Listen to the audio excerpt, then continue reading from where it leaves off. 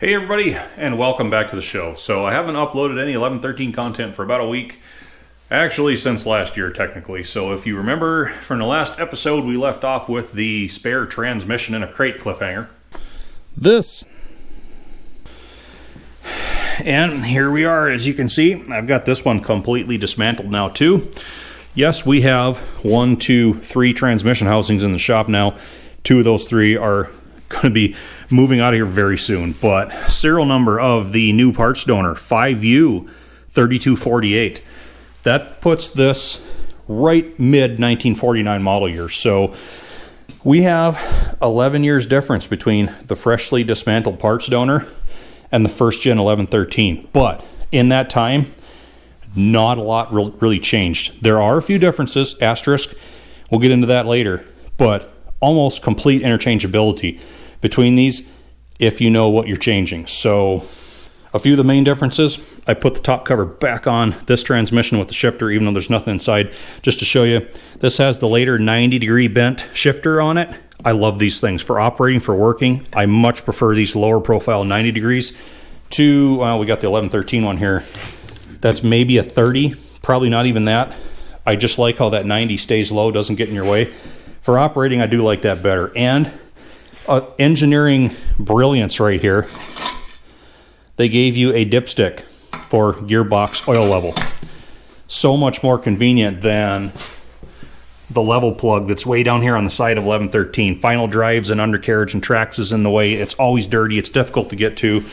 On the later ones, you can just pull that stick, boom, at a glance. You know exactly where you're at. Love that feature. Couple differences in the case. You know, we've covered this access hole for the pinion, and then we have this flat flange right there. So we have the access hole for the pinion, and all the later cases have this extra bump out right here with through hole. In a tractor, that's not utilized. I'm not really sure why that's there, but just about all of them have them. You look back here around where the steering clutch actuator bores are, you can see we have additional heavy-duty webbing that goes all the way out to those lower bores, whereas the first gen cases just don't have that. We just have those ears in there. So they added a little bit of strength there. And on the topic of added strength, here's a bearing cap from the bevel shaft. You can see we have this extra gusseting around the oil seal and around that bearing bore.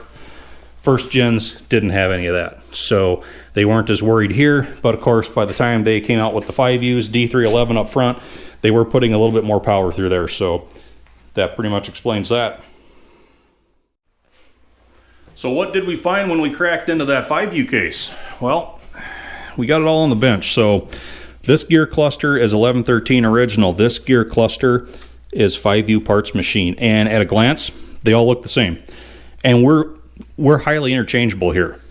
This is where the asterisks come in, though. There are a few small differences that you need to be aware of. So yeah, we covered in an earlier episode the rather surprising amount of gear cluster wear that was on 1113, but you know, the real reason I tore into the other transmission was the excessive pitting that was on that bevel gear and ring gear. So here's a first gen bevel gear right here. Only the first couple model years the D2s had this one-piece gear where you have the hub, the flange, the tooth ring, all one piece, and it's a straight cut pattern. Here's what they ended up going to. Oh, it was before 5J3501. I don't have a parts book that covers the exact changeover date, but it was pretty early on. They went to a 2-piece bevel gear with bolt-on hub, and all the 5Us had those as well, and were more of a helical cut gear. Of course, corresponding cut on the pinion. And look at the shine on those teeth. I mean, this gear set here, I'm just in love with it. I couldn't really find anything wrong with it. I did do the same backlash and contact pattern checks on this, and we were running, again, surprisingly wide backlash. I was at 22 thousandths backlash here versus the 23 on here. Both are wildly out of spec, but with the contact pattern I had, you're best off setting it up to those original specs because that's where it's worn in. That's where it's going to be happy. Cleaned it up. I gave it a thorough inspection, both sides. Everything's good. I can't find anything wrong with this. These fold-over locks are so proper, they literally pulled up in a rolls and asked me for mustard. If any of you younger viewers didn't really get that, just about anybody that's earned a few gray hairs could probably explain it to you. And I don't have any reason to take this any further apart. Everything's tight, everything's right. I've cleaned it up, I've inspected it, and I've decided we're using this gear set. So I know I've tried to keep everything first gen accurate with 1113. Mechanically speaking, this is the right choice to make right here. Not only because it's a superior gear set, it's the condition of the teeth. It's just, I can't find anything at all wrong with them. So that's the route we're going to take. Now, fun fact, with the early first gen units and these straight cut teeth, the manual is fine with you replacing one gear or the other without having to do a matched set.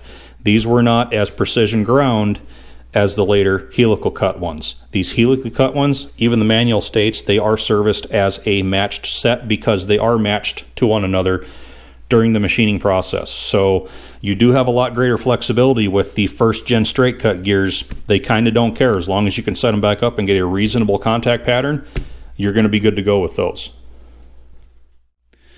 So now that we've talked about the bevel gears, the gear clusters, we know about the wear on just about everything on 1113's transmission.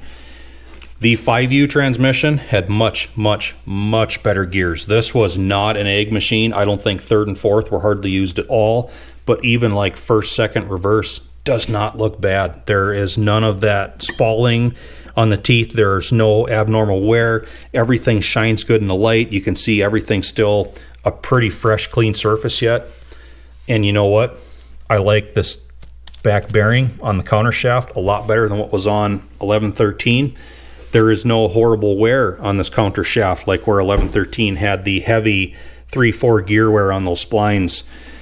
The pinion shaft, of course, well, we're locked into that because we're using this updated bevel gear.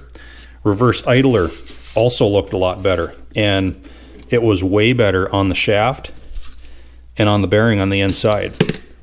We'll compare those pieces to the 1113s. This thing had so much moisture in the transmission, we were starting to get rust creeping in everywhere. You can see it was starting to pit heavily on that bearing surface.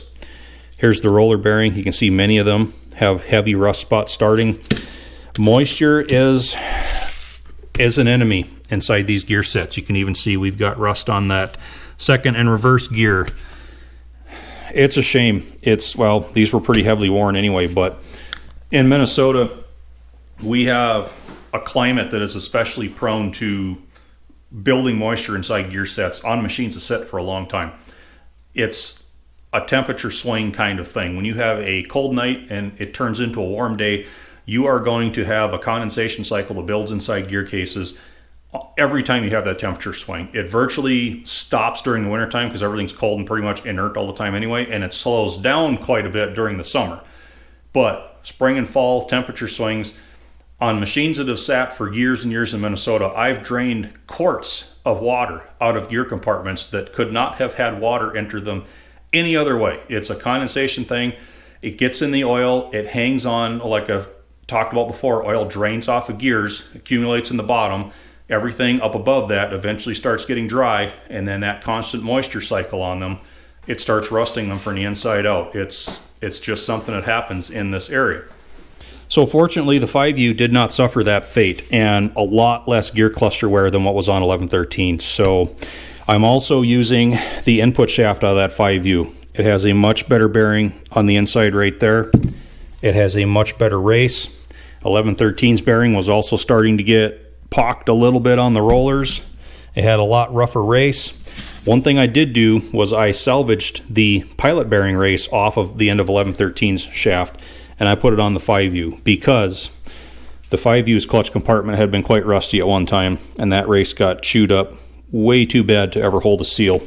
So luckily I was able to salvage that. That doesn't come off of these input shafts very easily, and it's pretty much extinct. It's really hard to find new ones, but right, wrong, or otherwise, this is the gear cluster. It's going to go back in 1113. So it's not first gen, but for parts availability here, for the fact that you really can't find these gears new anymore, I don't have anything stashed away covered in Cosmoline in that department. I think the 5U gear set's the way to go, so that's what I'm going to do. If you have any opinions on that, comments below, I'll read them. So now that we've discussed what my plan is with the gear set moving forward, I want to show you a couple props that came out of old 5J2115, my grandpa's old cat. Now, granted, it has the same first gen bevel gear and pinion with the straight cut teeth as 1113 did. These are the pieces that came out of 2115 right here. And they just were never even in the running for ever going into 1113. I'll show you why. So first we'll look at these two bevel gear shafts here. This is the one out of 1113. I haven't pulled the bearing off yet.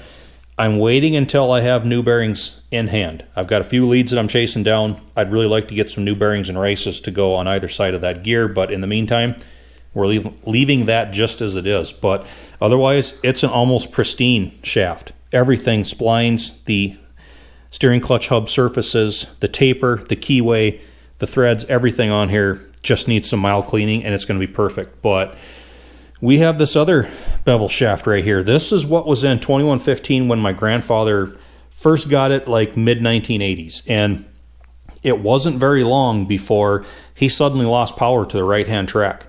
If he'd pull the left-hand steering clutch lever, the machine would just stop moving. But he could actuate the right lever, that track would never drive. So he got in and checked steering clutches. They looked fine.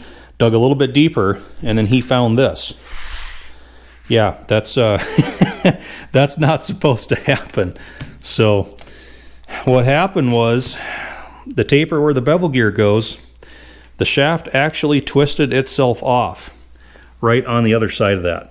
And he doesn't know how it happened. He had only had the machine for just a few months, and all of a sudden it never gave any bang. It never exhibited any abnormal functions. All of a sudden it quit driving the right track. So this was likely a shaft that had been twisted or tweaked or had some kind of a failure that was in the works when he got the machine. And you can see it did quite a bit of twisting around before it finally let go. And I don't know how with a sub 40 horsepower machine people can twist an 1 3/4 inch diameter shaft like that. But poor old 2115, man. They always found a way. So my grandfather got into that machine. He got the steering clutches off. Well, first he got the final drives off. Then he got the steering clutches off. Then he was able to pull that bevel gear. And I, to this day, don't know how he did it. Grandpa was a man of many talents, but he wasn't a mechanic. He was a carpenter. He didn't have hardly anything for tools. They found a way. I'm pretty sure Senior got in on that too. That would have been about the time he'd have still been involved with stuff like that too. And bunch of his brothers, and well, like I said before, where there's a will, there's a way. They got that whole thing apart. I'd have loved to have been there with a GoPro when that was happening. So anyway, he was able to put it back together with this bevel shaft, and that came out of an old 3JD2, which is, well, okay, it's the back end that was attached to the beer can engine. I think we all know the beer can engine, but for the newcomers, I'll pop that link up one last time. That was a rather epic put together affair there. He had that old 3J back end off the beer can cat, and well, that's where he got this bevel shaft from. And I don't know if this was also the bevel gear from that 3J or if it was original to 2115. All I do know is it was not assembled with the correct mesh, and rapid wear ensued. So if we assess the wear patterns on this bevel gear, you can see where we have the brightly illuminated tip of the tooth out here, and there's kind of a straight line where that bright spot stops, right where I'm running the pencil. Then once we get in here, and then the rest of that face of that tooth is illuminated, you can see. So we have a step where we've got wear here, but then super heavy wear out here towards the tip of that.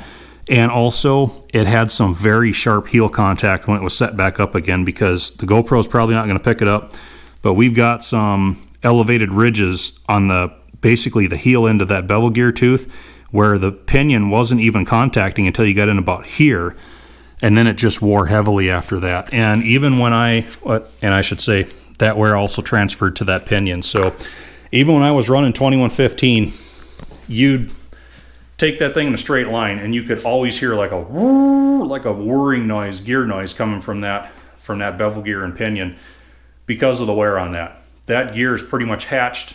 It wasn't even in the running to ever go in 1113, and I'm pretty sure it was incorrect setup on that reassembly. It just wore the devil out of it. So all things considered, that's why I believe this second gen 5U gear set is the best choice to go in that first gen 1113 transmission.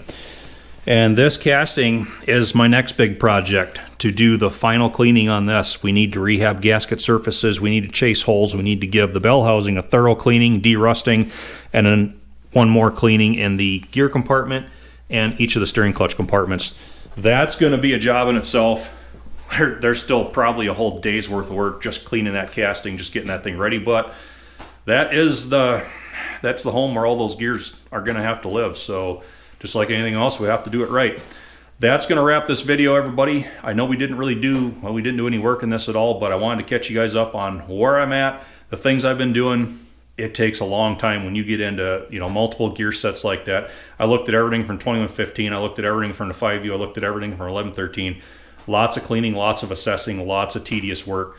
And I've spent a couple days trying to round up bearings, miscellaneous parts to get that transmission build going also. So there's been a lot happening, even though the feed's been kind of dead. So thanks for watching. As always, thank you for the views. Thank you for supporting the channel. And I hope to see you back here again.